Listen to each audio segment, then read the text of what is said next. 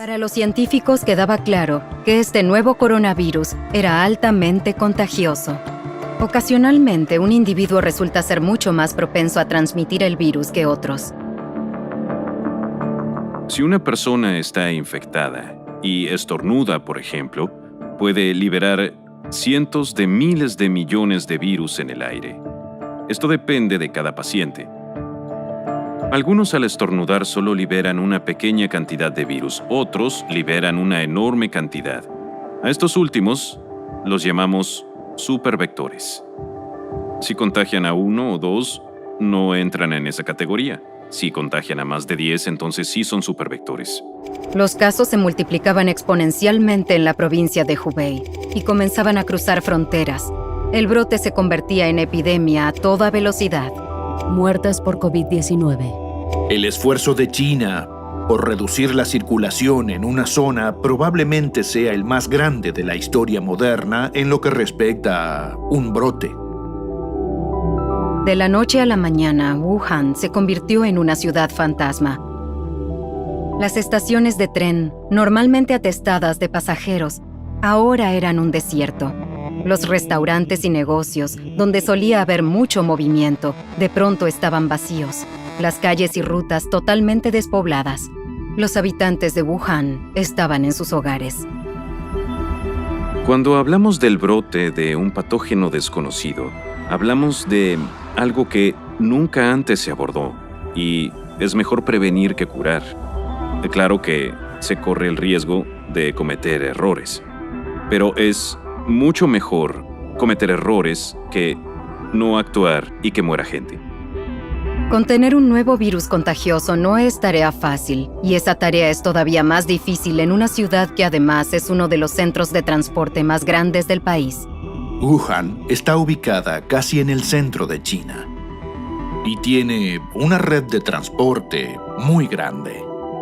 Y además hay una gran cantidad de gente que vuela a Wuhan de distintas partes de China y del mundo. A pesar del tremendo esfuerzo de poner en cuarentena a la ciudad, no pudo contenerse el virus. Al parecer, el virus se ejecutaba en modo incógnito. Las víctimas no mostraban síntomas en la primera etapa de la infección, lo cual contribuía a la amplia capacidad de contagio entre personas que no tenían la menor sospecha. Se estima que la capacidad de propagación de este brote de coronavirus es de 2.6.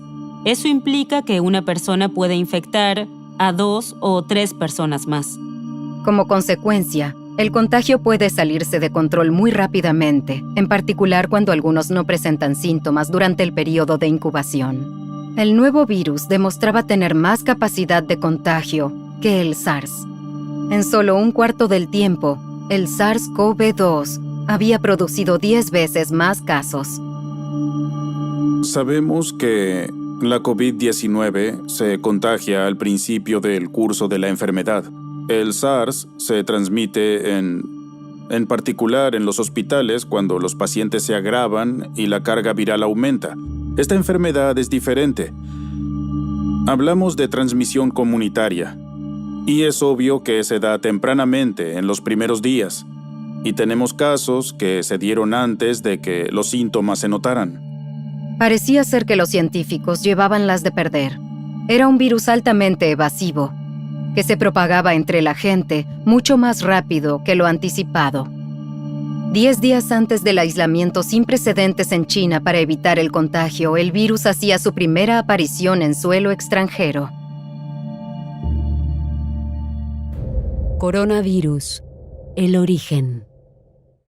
9 de enero de 2020. En Wuhan, el nuevo coronavirus SARS-CoV-2 se había cobrado su primera muerte. La víctima, un hombre de 61 años, fue uno de los primeros conglomerados de casos relacionados con el mercado mojado Huanan. La pregunta es cómo ese virus se manifiesta en los humanos.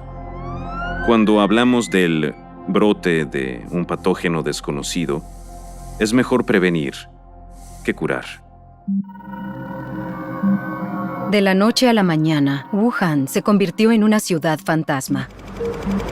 El 23 de enero había 570 casos detectados. 17 muertes en China y 11 millones de personas en cuarentena en Wuhan. A pesar del aislamiento, el virus había logrado cruzar las fronteras de China. El primer caso internacional fue en Tailandia. Tailandia ha confirmado el primer caso del coronavirus de Wuhan, fuera de China. Abocados a su tarea, los científicos de todo el mundo trabajan a destajo para ralentizar el contagio, con la máxima ayuda de la OMS. China detecta esta enfermedad desconocida e identifica el coronavirus en un breve periodo y comparte las secuencias con otros países. Así que recibimos esta información a diario, la analizamos y compartimos las conclusiones con los Estados miembros.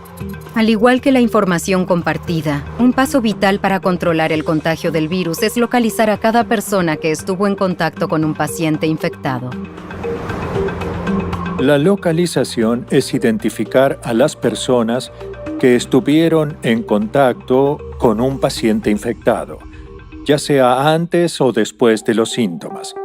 Esas personas deben aislarse, o bien se aíslan de manera individual o pueden quedar en cuarentena durante un periodo de hasta 3 semanas hasta ver si presentan síntomas. En China, la tarea de localización de contactos era un desafío descomunal. Solo en Wuhan, más de 1.800 epidemiólogos seguían el rastro de cientos de miles de contactos por día. Pero la tarea pronto dio sus frutos.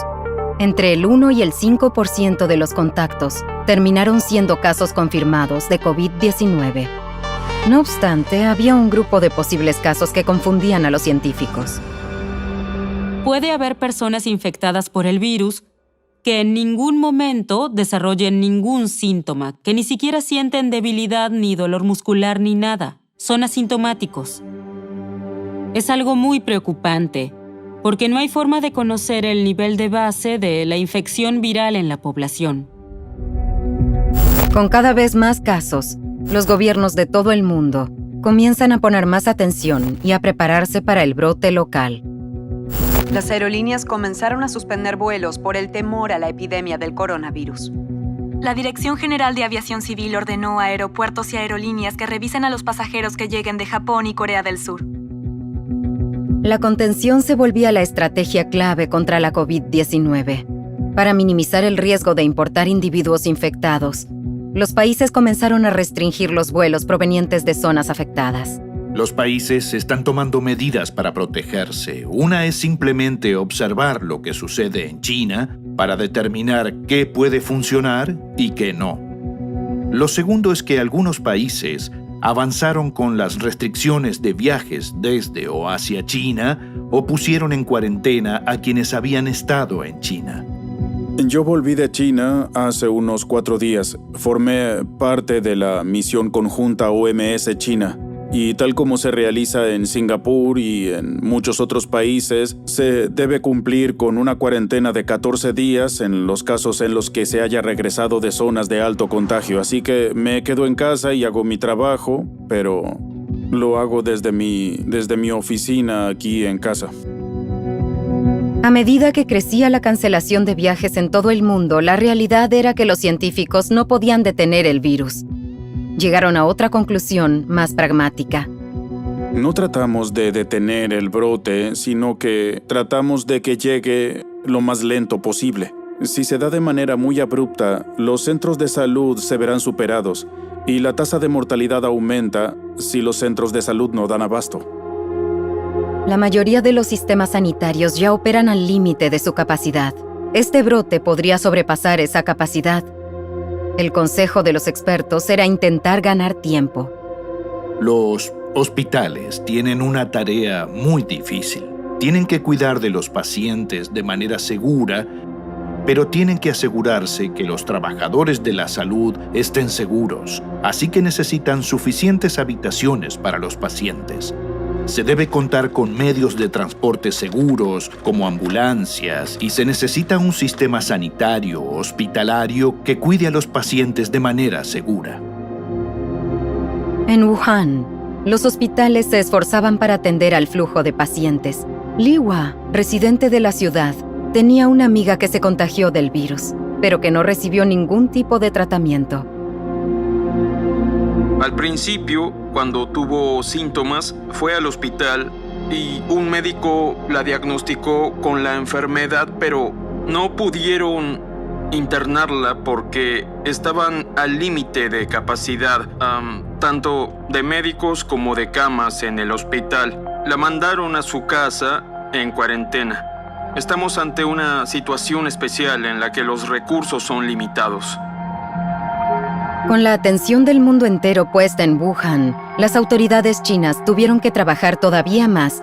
En un esfuerzo sin precedentes, las autoridades construyeron y reacondicionaron 16 hospitales más en cuestión de semanas. Fue gracias a ese esfuerzo que pacientes como la amiga de Li Hua pudieron recibir tratamiento médico. A la semana de haber sido internada, ella ya estaba mejorando.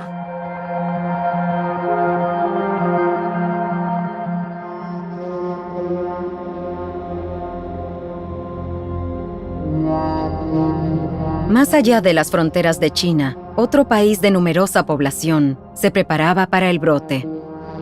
La India, hogar de más de 1.000 millones de personas, segundo después de China en cuanto a cantidad de habitantes. A mediados de diciembre, cuando por primera vez supimos de esta neumonía poco común que se estaba dando en China, reuní un equipo de científicos y les dije que debíamos prepararnos. A un mes del brote, la India confirmó su primer caso de COVID-19. Priya y su equipo no querían arriesgar nada. Fuimos los primeros en hacer testeos en todo el país. Los primeros positivos se detectaron aquí. Había llegado otra muestra de un posible caso al laboratorio de Priya. Se conoce como el test PCR. Se toma una muestra del paciente a partir de un hisopado de fauces. El test analiza el material genético en la muestra y busca la presencia evidente de ARN de coronavirus. Y solo toma unas horas saber si el resultado es positivo o negativo. Hasta ahora ha habido una detección molecular del virus, pero ya hay algunos productos detectores de anticuerpos mediante los que se puede detectar la respuesta del anticuerpo a este virus. Y creo que con el tiempo se podría analizar a toda la población. Cultivo viral 1. Si se apunta a los anticuerpos, habría un mejor seguimiento y control de un brote en la población. Pero mientras tanto, muchos científicos dependen del PCR.